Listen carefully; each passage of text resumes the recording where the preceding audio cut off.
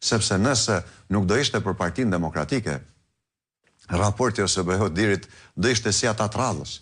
Nëse nuk do ishte për Partinë Demokratike, sot s'do kisha opozitë në Shqipëri.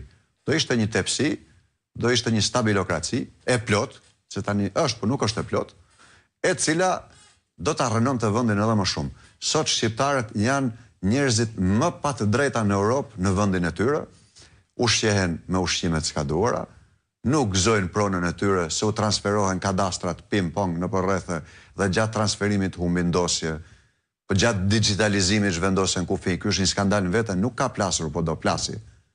Vjedhin me VKM-ra private, bëjnë ligje private, marrin plazhet më të mira për veten e vet. Këta i kanë hotelet. Kur thonë këta është rritur turizmi dhe u qesh buza, ta dish që është rritur mirëqenia këtyre. Këta i kanë rezortet.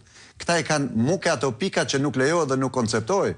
Sa qeveri zotëri kanë qenë këto 30 vite në Shqipëri. Kujt i ka vajtur mendja të ndërtojë mbutrind? Askujt nuk konceptohej. Këta jo vetëm që e konceptuan, po e bën, ajo pika e vogël, thoshte Kumbar, ju kujtohet? Pra, ne do duhet ta ribëjmë Shqipërinë.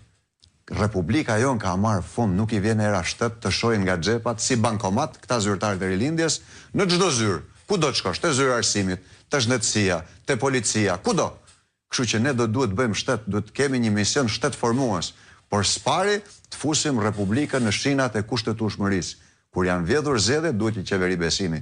Nuk themi në ma jep mua pushtetin, po themi një qeveri besimi e cila garanton zhdukjen e fenomenit partishtet në zgjedhje, ekonomi, krim dhe korrupsion në zgjedhje. Duke zhdukur këtë element, kthehet normalitet vendi. Duhet